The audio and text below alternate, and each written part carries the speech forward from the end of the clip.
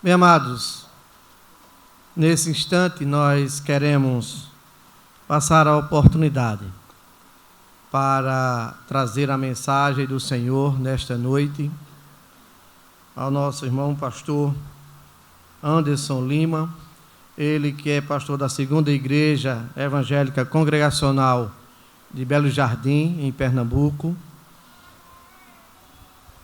Ele é filho do Ingá, na verdade, né?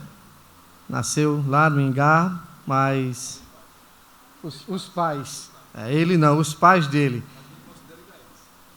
se consideram ingaenses, né? Então, ele hoje mora lá em Belo Jardim, em Pernambuco, pastoreando aquela igreja e especialmente convidado para estar nesta noite, trazendo a mensagem do Senhor. Ele, nesse instante, tem a oportunidade para que Deus o use, como sempre tem feito pelo seu Espírito.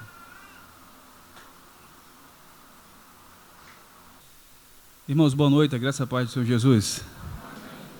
Eu estou muito feliz por estar aqui com os irmãos, por diversos motivos. Eu tenho diversos motivos para estar feliz. Primeiro, porque eu estou entre irmãos que um dia, juntamente comigo, iremos morar no céu. Estou feliz porque estou conhecendo o Joá, de tanto ouvir falar lá no seminário, por meio do Valmir, do Júnior, do pastor Genival. E está, neste momento, uma data tão importante para esta igreja, 70 anos, de estar na minha querida Paraíba, apesar de ser olindense e pernambucano, mas meus pais nasceram ali na cidade do Ingá. Eu morei por um bom tempo também no Ingá, quando adolescente, com os meus avós, ali no bairro do Imboca, na casa número 622. Morei um bom tempo ali, neto do seu Severino Carlos, dona Gentinha, muito conhecido ali no Imboca. Eu louvo a Deus por ter tido a oportunidade de ter sido convidado pelo pastor Sinaldo de estar aqui com os irmãos e compartilhar um pouco da palavra do Senhor Deus, estar com os colegas pastores aqui presentes também. Que Deus ele continue assim a falar aos nossos corações. Irmãos, eu quero convidar vocês a abrirem suas Bíblias lá no livro de Salmo, de número 46. Salmo 46. Muito conhecido pelos irmãos esse texto. Provavelmente alguns irmãos aqui possam até recitá-lo sem que seja necessário o auxílio da leitura. Mas é um texto que tem uma mensagem importante para nós. Um texto que nos traz uma mensagem de confiança em Deus. Um texto que nos traz esperança. Um texto que nos traz alegria. Um texto que nos mostra que o Deus que nós servimos é um Deus de poder, mas também um Deus de glória. Nunca esqueçamos disso. O Deus que nós servimos, o Deus que nos ama, o Deus que nos salvou por meio do seu Filho Jesus Cristo lá na cruz, é um Deus de poder e é um Deus de glória. Por isso, todos os joelhos devem se dobrar diante desse Deus e exaltar ao seu santo nome. O que me alegra é que um dia até os ateus terão que se curvar diante desse Deus e louvar o seu santo nome. Irmãos, o Salmo 46 nos diz assim: Deus é o nosso refúgio e fortaleza, socorro bem presente nas tribulações. Portanto, não temeremos, ainda que a terra se transtorne e os montes se abalem no seio dos mares. Ainda que as águas tumultuem ou espumejem e na sua fúria os montes se estremeçam. Há um rio cujas correntes alegram a cidade de Deus, o santuário das moradas do Altíssimo. Deus está no meio dela. Jamais será abalada. Deus ajudará desde antemanhã. Bramam nações, reinos se abalam. Ele faz ouvir a sua voz, e a terra se dissolve. O Senhor dos exércitos está conosco, o Deus de Jacó é o nosso refúgio. Vinde e contemplai as obras do Senhor, que assolações efetuou na terra. Ele põe termo à guerra até os confins do mundo, quebra o arco e despedaça a lança, queima os carros no fogo. Aquietai-vos e sabei que eu sou Deus. Sou exaltado entre as nações, sou exaltado na terra. O Senhor dos Exércitos está conosco, o Deus de Jacó é o nosso refúgio. Amém, amém. Meus irmãos, estamos diante de um salmo onde o salmista ele transmite para nós, por meio de suas palavras, uma confiança inabalável em Deus, uma alegria em Deus. Esse salmo é um salmo de confiança, é um salmo de certeza. Nele nós não encontramos em nenhum momento o salmista cogitar a possibilidade de um não, ou de que Deus não seja tudo aquilo que ele esteja afirmando no texto. E não é para ser diferente esse salmo ser assim, porque o salmista está expressando a sua fé mediante a um grande livramento que Deus deu ao povo de Jerusalém. Provavelmente o autor deste salmo seja o rei Ezequias, quando mesmo reinava Jerusalém, e quando esta foi sitiada pelo exército assírio, pelo rei Senaqueribe, aonde o mesmo havia afrontado o povo de Jerusalém, convocado o rei a se entregar e ser escravo deles, aonde o rei, não ouvindo a voz de Senaqueribe, aonde o rei Ezequias, ele orando ao Senhor Deus, pedindo ao Senhor Deus que desse a eles assim a vitória, reconhecendo o quanto o povo de Jerusalém naquele momento era tão pequeno, pois o exército dos assírios já havia conquistado diversas nações, diversos povos, inclusive na altura destes acontecimentos, já haviam assim vencido o reino do norte, já haviam vencido Israel, já tinham levado Israel como cativo, Israel já era escrava dos assírios, e agora diante disso eles se encontram assim sitiados por esse exército, por esse rei perverso, pagão, e Deus assim, conforme o texto nos deixa claro, tanto ali em 2 Reis, como também em 2 Crônicas, como também no livro do profeta Isaías, mostra que Deus enviou um anjo, e só um anjo foi capaz de destruir 185.000 soldados assírios. E o que os anjos, aliás, e que os filhos de Deus, os povo de Jerusalém viram depois, pela manhã, quando saíram após os muros da cidade, foi um exército de pessoas mortas, um cenário de destruição. O próprio Deus, com sua grande mão, interviu na história do povo dele, livrando-os desse exército tão perverso. Então não é diferente, não é de se esperar outra postura, a não ser um salmo de confiança, um salmo que expresse uma fé que quase seja inabalável. Ele mostra isso de forma muito clara. E aí eu quero chamar a atenção dos irmãos deste salmo aqui para 3 verdades. Eu quero antes dizer aos irmãos sobre a estrutura desse salmo. Algumas versões de nossas Bíblias, ela tem uma informação interessante. Do versículo 1 ao versículo 3, no final dele tem ou selar, ou alguns dizem interlúdio, ou interlúdio, aliás.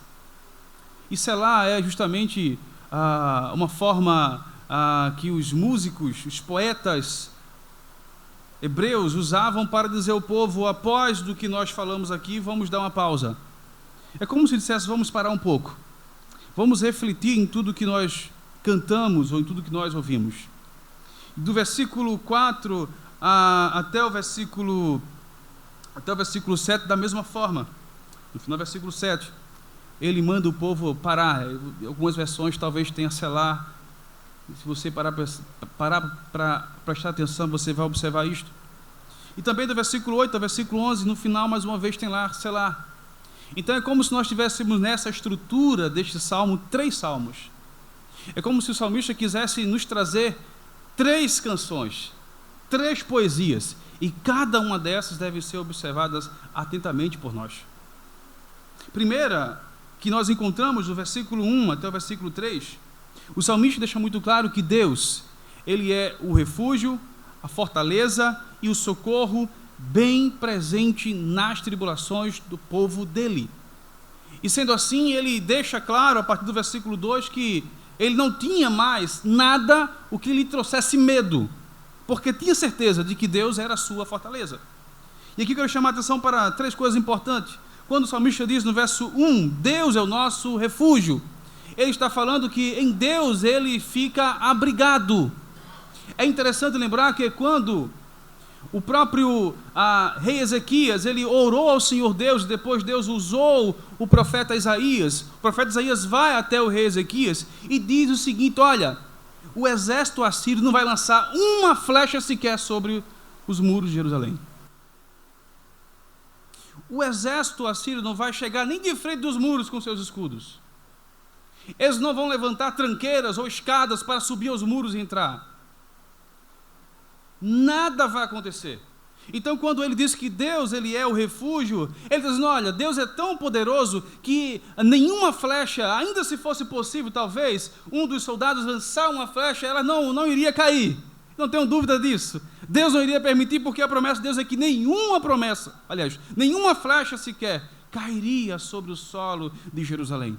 Cairia sobre o povo de Deus. Então, Deus é aquele em que o seu povo pode se abrigar, o seu povo pode se esconder e nada vai lhe atingir. O salmista diz que além de Deus ser seu refúgio, alguns tendem a encontrar o refúgio e fortaleza como sendo sinônimos, mas eu entendo que a melhor seríamos encontrar uma certa distinção, porque fortaleza é um local onde nos sentimos seguros, onde nos traz paz, onde nos traz tranquilidade. O salmista quer dizer que em Deus o seu povo encontra tranquilidade.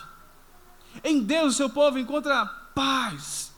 Em Deus todos os momentos que podem ser caóticos, que pode ser tenebroso, que pode ser de nos trazer pavor, mas em Deus estamos seguros. Lá fora as coisas podem estar caindo, mas em Deus estamos seguros, porque Ele é a nossa fortaleza.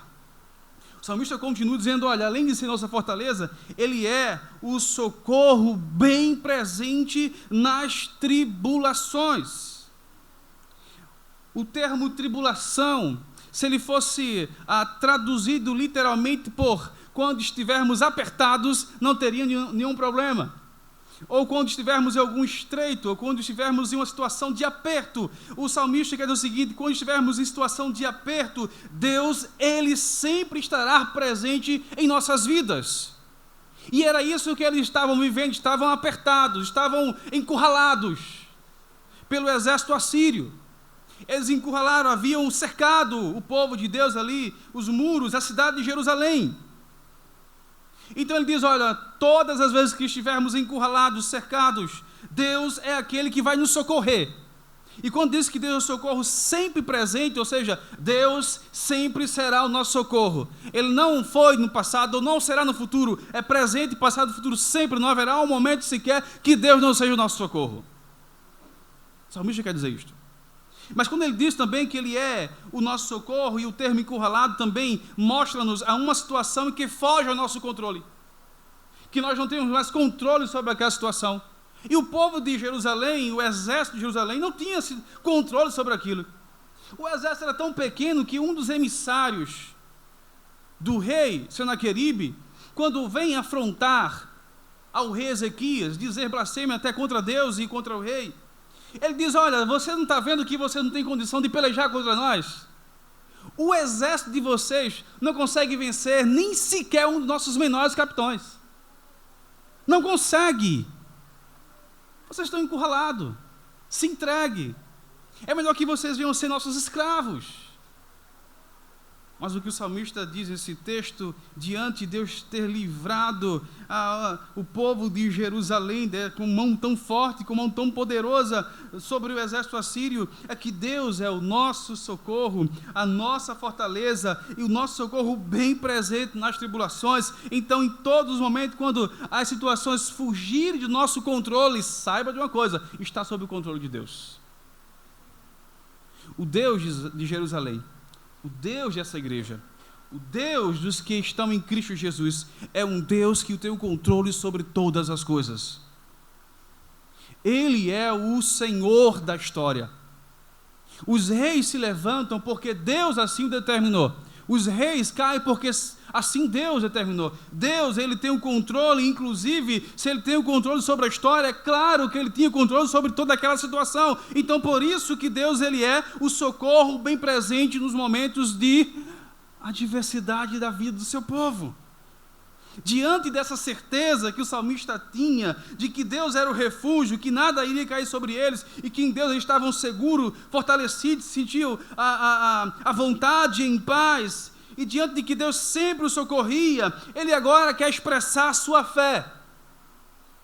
Ele diz, olha, eu já falei no que eu creio, e por que eu creio nisto? Porque eu creio que Deus é meu refúgio, é minha fortaleza e meu socorro. Eu quero dizer a vocês que ainda que algumas coisas aconteçam, eu continuo crendo dessa mesma forma. Por isso que ele diz no verso 2, portanto, dando continuidade, olha, da forma que Deus é nosso refúgio, nossa fortaleza e socorro, bem presente na tribulação, portanto, assim sendo, não temeremos a nada. Não temeremos, ainda que a terra, o que, irmãos, se transtorne, os montes se abalem no seio dos mares. Ainda que as águas tumultuem e espumejem na sua fúria, os montes tremeçam.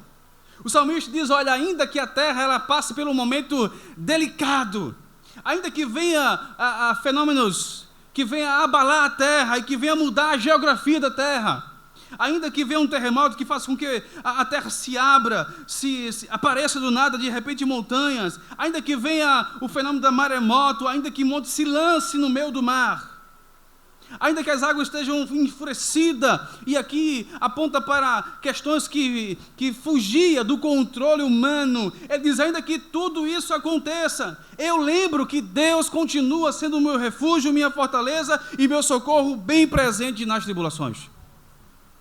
Para o salmista, ainda que o mundo sofresse situações como essa, a sua fé continuaria a mesma em Deus.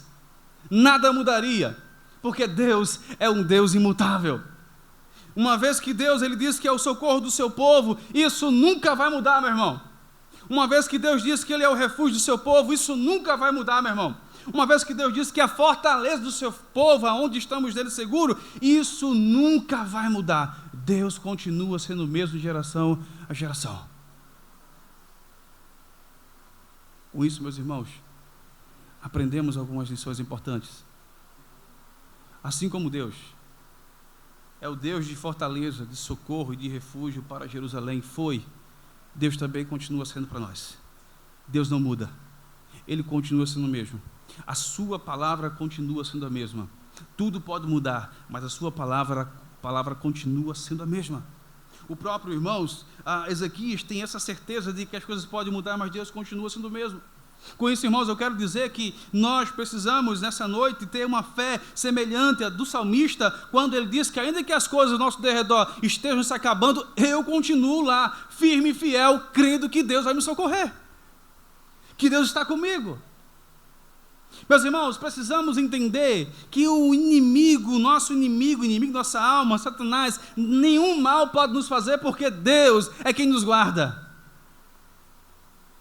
Mas eu quero chamar a atenção para o fato de que dizer que Deus é nosso refúgio, fortaleza e socorro, não é dizer necessariamente de que nenhum mal ou que nenhum problema vai nos acontecer, porque nós teríamos um problema muito sério de conciliar isso com o nosso dia a dia. Mas é dizer que em algumas ocasiões Deus talvez não nos livre do mal, mas observe, mas nos livrará no mal. E eu posso citar aqui um exemplo disso. 3 jovens, Sadraque, Mesaque e Abednego. Deus não os livrou da fornalha, mas os livrou aonde, irmãos? Na fornalha. Então, provavelmente, em alguns momentos, nós podemos ser sacudidos pelas provações, pelas lutas. Mas eu quero que você saiba de uma coisa. Deus, Ele vai te salvar no meio das lutas. Porque no final das contas, Deus, Ele será fiel à sua palavra. Ele é o nosso refúgio, Ele é nossa fortaleza, Ele é o nosso socorro. Essa deve ser a nossa esperança, essa deve ser a nossa certeza. No mundo de tantas incertezas, de muitas verdades, se tem uma que devemos crer que ela é imutável, é que Deus sempre será o Deus do seu povo.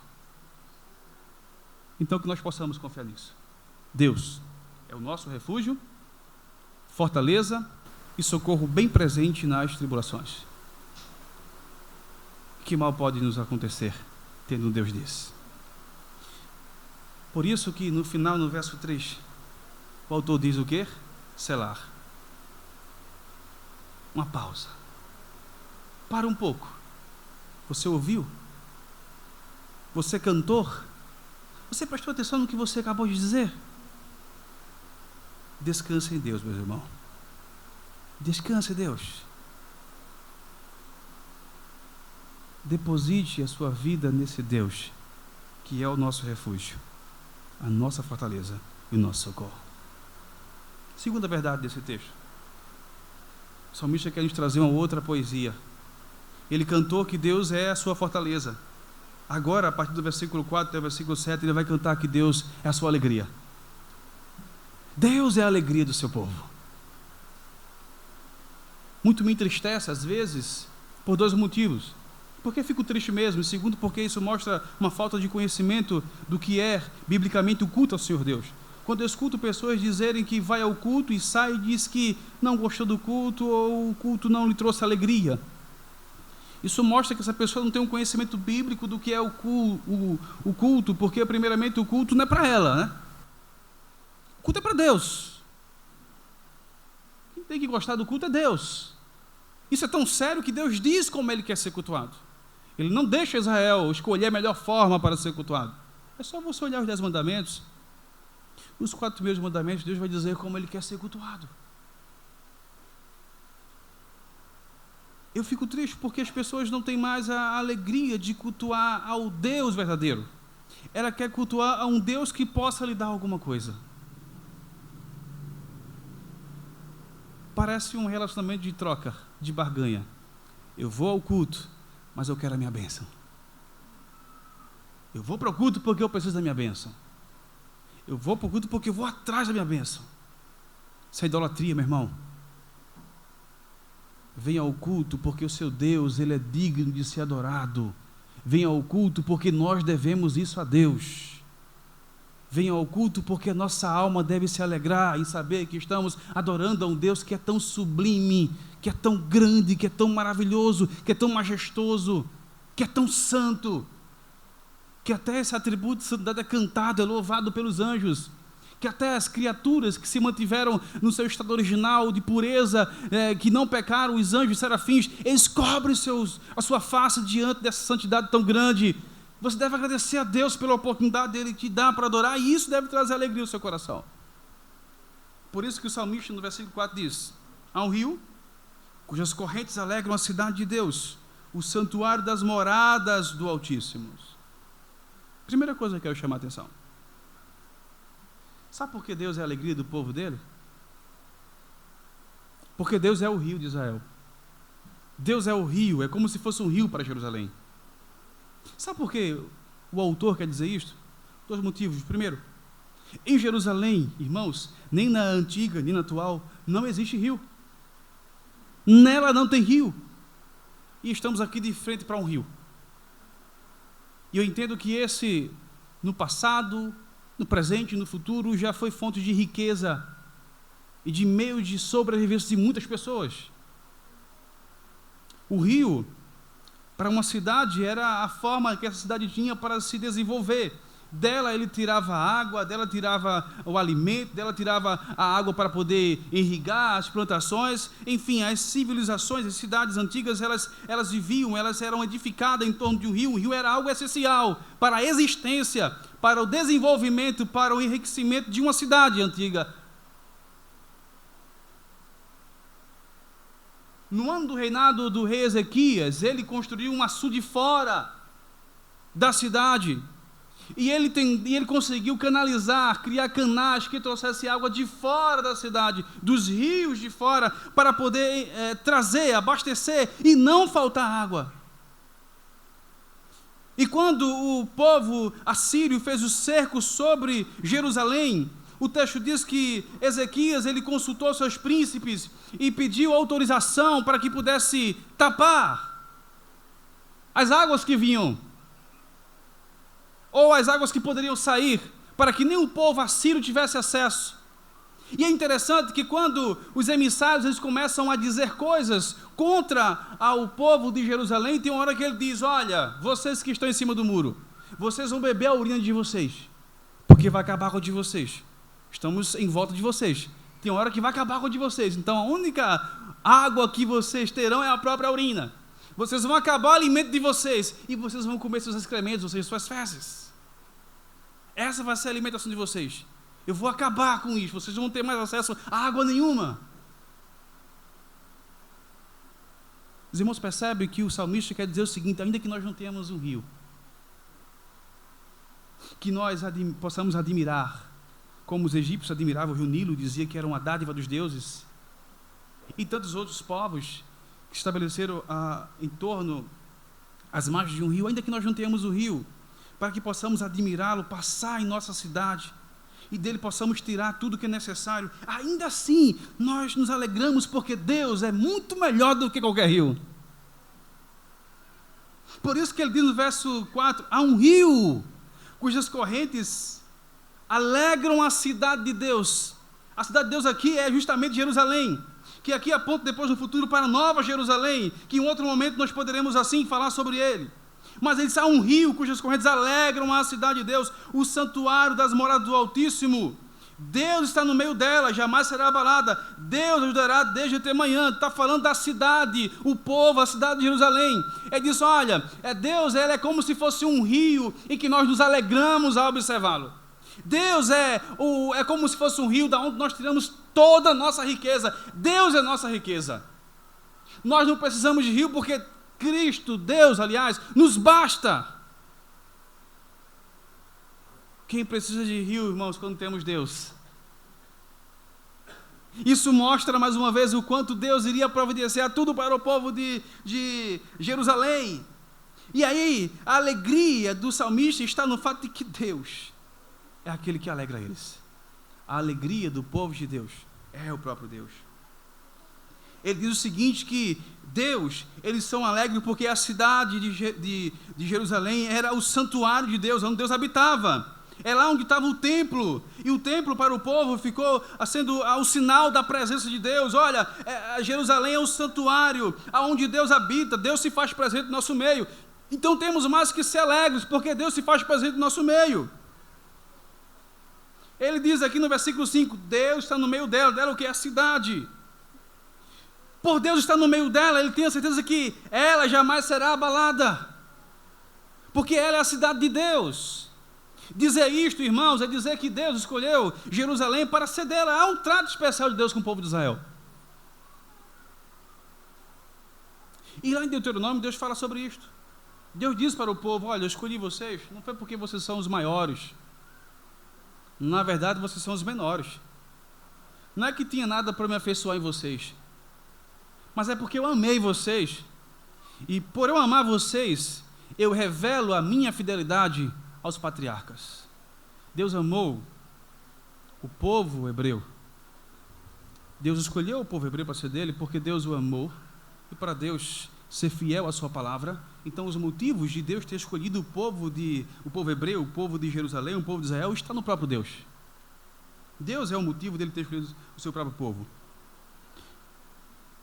O salmista diz, olha, por isso nós nos alegramos, porque nós pertencemos a Deus, porque nós somos a habitação de Deus. Ele continua dizendo o seguinte, sabe por que nos alegramos? Porque Deus nos ajudará desde antemanhã. E antemanhã, o sentido é, pela manhã, Deus nos dará a vitória. E foi assim que aconteceu com o povo.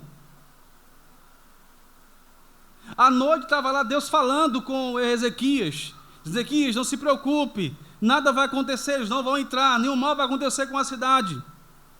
E o texto diz que na mesma noite, Deus enviou o anjo entrou no arraial, onde estavam os príncipes, os soldados, os generais, matou dali 185 mil homens, e pela manhã, os que ficaram vivos, que acordaram, foram o que, irmãos? Embora. O próprio Deus diz, olha, esse pessoal que veio pelo caminho, eles vão voltar pelo mesmo caminho. O texto diz que Sinaqueribe voltou envergonhado para a sua casa, para a sua terra, e lá ele foi morto à espada pelos seus próprios filhos. E pela manhã, quando o povo de Jerusalém, eles saíram dos muros da cidade, o que viram não foi um potentíssimo exército, mas um cemitério de soldados mortos e armas espalhadas, tendas vazias.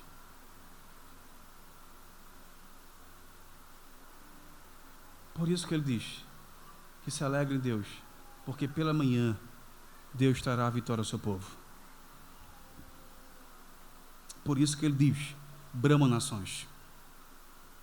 O povo vai falar, o povo pode falar, reinos se abalam, ele faz ouvir sua voz e a terra se dissolve. A alegria do povo de Jerusalém estava no fato de que a voz de Deus tem poder, que a palavra de Deus ela é eficaz, que a palavra de Deus ela se cumpre, que a palavra de Deus ela será realizada, ela será concretizada, aquilo que Deus falou. Ele está falando que Deus, por meio da sua voz poderosa, ele abala reinos, ele muda povos, ele muda reis, a terra ouve sua voz e se dissolve. Foi isso que aconteceu. Deus é aquele que tem poder sobre todas as coisas, por isso que eles se alegram. Me entristece, meus irmãos, quando continuamos lendo o texto e observamos que, anos depois, essa mesma Jerusalém, que foi protegida por Deus do Império Assírio, ela depois era cercada novamente, agora pelo Império Babilônico. E dessa vez, Deus não vai livrar o povo. E Deus havia dito que não ia livrar. E na verdade, Deus disse que ia trazer esse povo. É só você ler Abacuque. Ia trazer esse povo para ser instrumento de disciplina para o seu povo. Sabe por quê? Porque o povo esqueceu de que Jesus era a fonte da sua alegria. Deus era a fonte da sua alegria. Foram buscar a alegria aonde não deveria buscar. Esqueceram que era o povo de Deus. Por perder a alegria, Deus não era mais o centro da sua alegria. Foram buscar alegria em outros deuses. Trouxeram deuses para o templo, cultuaram a Baal, sacrificaram seus filhos, fizeram de suas casas altares. O profeta Jeremias chama a atenção quanto a isto, repreende o povo quanto a isto. E assim, irmãos, também pode ser nossos dias.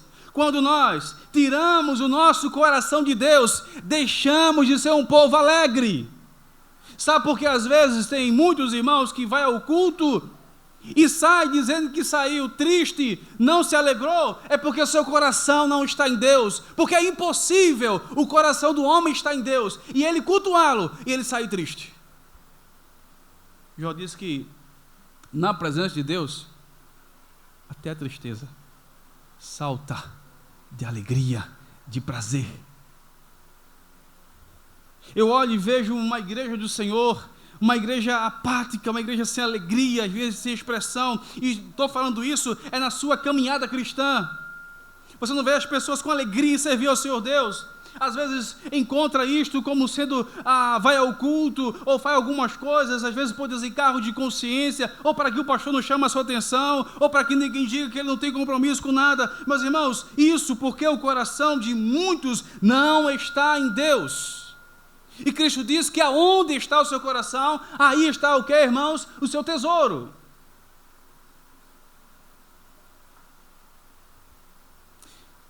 Quando eu me converti com 13 anos. E eu acompanhei eu participei de um pouco de uma era passada e desfrutei dessa situação que nós vivemos. Na época que eu me converti, quando eu era adolescente, aos 13 anos, antes disso, na verdade,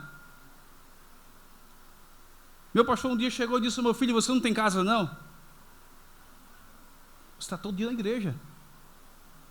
Vocês precisam fazer alguma coisa, vá viver a vida de você e sua família. Hoje em dia a gente tem que implorar os adolescentes para estar na igreja. Eu acompanhei uma época que os alunos iam para o colégio à noite, quando não tinha aula, eles iam para o culto, de farda, tudo mais. Eu acompanhei uma época que os adolescentes e jovens, quando se convertiam, era uma alegria, era um prazer, até questionava o pastor porque não tinha culto, porque não tinha evangelismo. Hoje em dia, irmãos, pastor, tem coisa demais para a gente, pastor. Não tem tanto tempo assim, pastor. Porque o povo perdeu a alegria. Se o coração do povo estivesse em Deus, irmãos, nas horas vagas você ia ser professor, nas horas vagas você ia ser dentista, nas horas vagas você ia ser médico, porque a sua função principal é servir a Deus. Cristo, quando chamou os primeiros discípulos, ele disse o quê? Vinde após mim e eu vos farei o quê? Pescadores de homens. Nas horas vagas vocês pescam peixe. Mas chamei vocês para serem pescadores de homens. Nós não podemos ser alienados e esquecer de que Deus pode nos dar muitos anos para frente, precisamos estar preparados para empregos, para tantas outras coisas. Mas isso não deve ocupar o centro da nossa existência. O centro da nossa existência tem que ser o Senhor Jesus. O Cristo nos ensina: buscai, pois, em primeiro lugar o reino de Deus e a sua justiça, e demais coisas vos serão o quê, irmãos? Acrescentadas. Hoje é o contrário. Buscamos as demais coisas, e quando temos tempo, irmãos, aí vamos fazer a vontade do Senhor Deus. Eu sou de um tempo que, na nossa igreja, brigava para quem ia tocar o violão. Hoje em dia a gente fica: Senhor, manda alguém que toque para a igreja. Senhor, manda alguém para nos ajudar na área do louvor. Eu sou de um tempo, irmãos, que à tarde nós saímos, a igreja, nós morávamos em Olinda, na parte, vamos dizer assim, a parte rural, a parte de chácaras de Olinda, tem uma parte que é só chácaras, e a igreja ela ficava dentro lá dos sítios, e à tarde nós íamos para a igreja para varrer a igreja, os zeladores eram adolescentes, limpávamos a igreja, depois saíamos para dentro dos matos procurar flores, para ornamentar a casa do Senhor Deus. Chegávamos em casa, não chegávamos cansados, tomávamos banho e para a igreja. Parece que nós esquecemos que Deus é o nosso rio. Parece que nós esquecemos que nós somos o santuário de Deus, a morada do Altíssimo. Parece que esquecemos que somos o povo de Deus. Parece que esquecemos, irmãos, que confiamos em Deus. Parece que nós perdemos a alegria. Meus irmãos, eu quero dizer a você o seguinte: talvez eu e você tenhamos muitos motivos em nossa caminhada para termos muitas tristezas, mas um motivo só é suficiente para superar todas elas e nos dar alegria plena. A alegria plena, essa se chama o Senhor Jesus. O Senhor Jesus deve ser a alegria da sua igreja. Assim como Deus é a alegria para Jerusalém, hoje, Cristo deve ser a alegria para a sua igreja. Mas só Cristo, pastor? Não tem mais nada, pastor? Só Cristo? Cristo nos basta. Cristo é suficiente. Paulo não questionou a Deus quando pediu para tirar o espinho da carne, e o mesmo disse: a minha graça te basta. O favor que nós não merecemos já é suficiente, Deus. Obrigado, muito obrigado. Quando nós contemplarmos a beleza do Deus que nós servimos, nós iremos nos alegrar nesse Deus maravilhoso, de forma verdadeira. Versículo 7. Deus é o Senhor dos exércitos, está conosco. O Deus de Jacó é o nosso refúgio. Selá, pare um pouco. Descanse nesse Deus. Está aflito, Ele é a tua paz. Está triste, Ele é a tua alegria. Terceira verdade: Deus é um Deus de poder e um Deus de glória. Olha o que o salmista diz no versículo 8: vinde e contemplais as obras do Senhor, que assolações efetuou na terra. Ele põe termo à guerra até os confins do mundo, quebra o arco, despedaça a lança, queima os carros no fogo. O salmista está mostrando: olha, o nosso Deus é um Deus de poder. Não tem exército potentíssimo, grande, numeroso, que possa suportar o poder do Deus em que nós servimos. E o salmista, quando diz isso, irmãos, ele tem em mente o seguinte cenário: no dia pela manhã, no antemanhã, quando saem pelos muros de Jerusalém, quando saem fora da cidade, contempla não aquele arraial de homens valentes, de homens poderosos, de homens afrontando a Deus, de homens dizendo que vai destruir Jerusalém, de homens dizendo o seguinte, como o Senaqueribe: você não ouviu dizer, você não ouviu falar o que meus pais fizeram aos outros reis, queimaram, destruíram, e os deuses deles não fizeram nada contra nós. Você acha, Ezequias, que o Deus de vocês vai livrar vocês das minhas mãos? Não vai, Ezequias. Você está enganando ao povo. iludindo ao povo: nós vamos destruir vocês. Essa era a tônica, essa era a voz, esse era o discurso de Senaqueribe. E agora o que o povo encontra é um local desolado, destruído, tendas destruídas, corpos para tudo que é lado, lança no chão, espada do outro lado, arco também, carro que era usado para a guerra lá, abandonado. Um cenário de total destruição, de que Deus havia passado a destruído tudo. Por isso que o salmista diz: vinde, contemplai as obras do Senhor, veja o que Deus fez. Ele põe termo à guerra, ou seja, é Ele que coloca o fim da guerra. A guerra que poderia existir, não existiu porque Deus disse: aqui acabou. Sabe por que foi que Senaqueribe não nos invadiu? Porque Deus disse: não, essa guerra não vai existir, eu coloco o fim da guerra. Eu que digo até onde essa guerra vai, até onde vai começar, até onde vai terminar, o que vai acontecer. Eu tenho controle sobre isso. Olha que assolação ele fez na terra. Olha, ele começa a dizer, ele põe termo à guerra até os confins do mundo. O salmista diz: olha, tem mais, nosso Deus, ele não tem só controle sobre essa guerra aqui não. Todas as guerras que possam existir, Deus tem um controle absoluto sobre ela. É claro que nós, em alguns momentos, temos dificuldade de compreender isto, mas é o que a Bíblia ensina, que Deus tem um controle absoluto sobre todas as coisas. E é sobre todas as coisas mesmo, meu irmão. Olha o que ele diz, olha o que Deus fez. Quebrou o arco. Não vai ser atirado nenhuma flecha contra nós. O arco foi quebrado. Foi despedaçada a lança. Os carros que estavam aí fora nos afrontando, estávamos temendo que entrasse pelas portas de Jerusalém. Esses carros foram queimados, foram destruídos. Deus é aquele que tem um poder sobre todas as coisas. O nosso Deus é um Deus onipotente, meus irmãos. Ele tem um poder ilimitado sobre tudo e todos.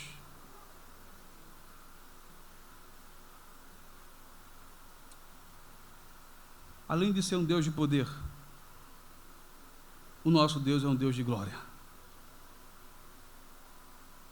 Senaqueribe afrontou a Deus. Senaqueribe disse que Deus não podia livrá-los da mão dele. Senaqueribe comparou Deus, o único Deus, o Senhor absoluto de tudo, com os deuses dos povos pagãos. Disse que Deus não podia livrá-lo. Vamos ver se Deus vai livrar vocês de minhas mãos. Foi assim que ele dizia. Ele afrontou a glória de Deus.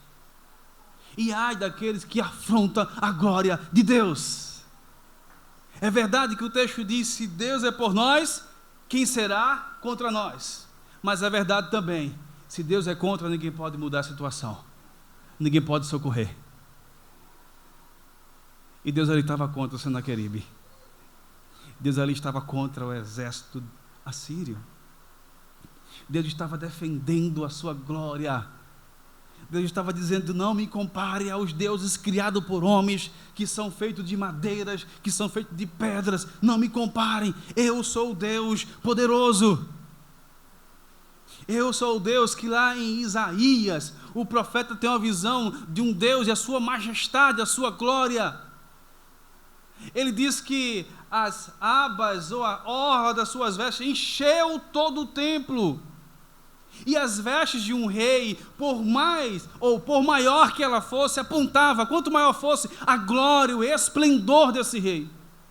E quando diz que as vestes de Deus, na visão que Isaías teve, encheu todo o templo, ele diz que a glória de Deus está em todos os lugares. Deus é glorioso. Deus é glorioso aqui no Juá, Deus é glorioso lá em Belo Jardim, Deus é glorioso em Cupira, em Campina Grande, no Ingá. Deus é glorioso, meu irmão.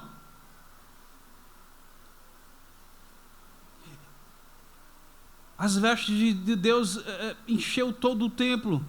Os anjos começaram a louvar Deus, dizendo: santo, santo, santo é o Senhor. E toda a terra está o que, irmãos? Cheia da sua glória. Toda a terra está cheia da sua glória. A glória naquele momento era para Deus. Deus foi glorificado. Deus, o próprio Ezequias na oração pede: Senhor Deus, que tu intervenha e que tu sejas glorificado e que tu revele e evidencie ao povo a tua glória e todas as nações saibam que tu és Deus. Por isso que ele diz: aquietai-vos. Não adianta levantar-se contra Deus, aquiete-se, fique aí, porque Deus é um Deus de glória. Aquietai-vos e saber que eu sou o que, irmãos? Deus. É como se eu estivesse dizendo para Senaqueribe e seu exército: olha, fiquem quietos aí, vocês não sabem não, né? Eu sou Deus. Basta só apenas eu dar um sopro e vocês morrem, ou tirar o fôlego da vida de vocês. Aquietai-vos e saber que eu sou Deus. Sou exaltado, que, irmãos? Entre as nações. Sou exaltado na terra. O Deus que nós servimos é um Deus de poder, mas também é um Deus de glória.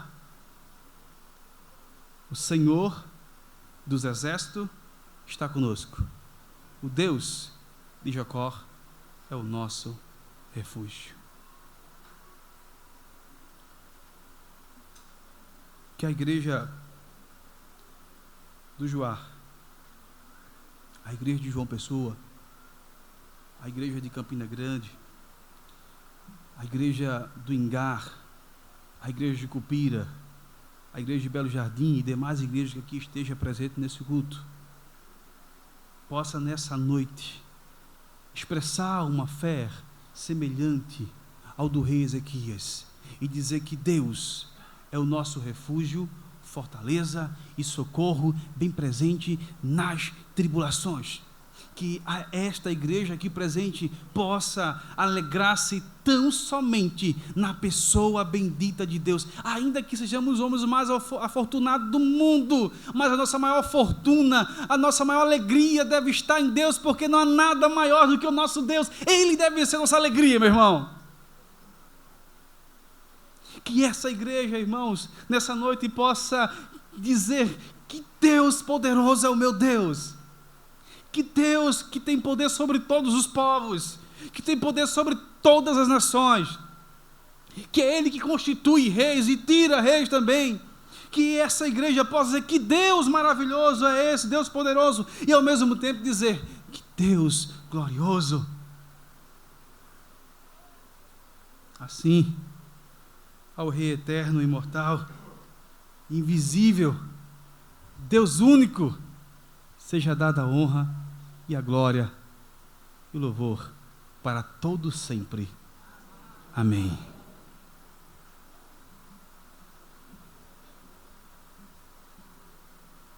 Que a graça do nosso Senhor e Salvador Jesus Cristo, o eterno amor de Deus e as divinas consolações do Santo Espírito de Deus possa ser sempre com esta igreja aqui no Juar e com todo o povo de Deus espalhado sobre a face desta terra, desde agora e para todo sempre.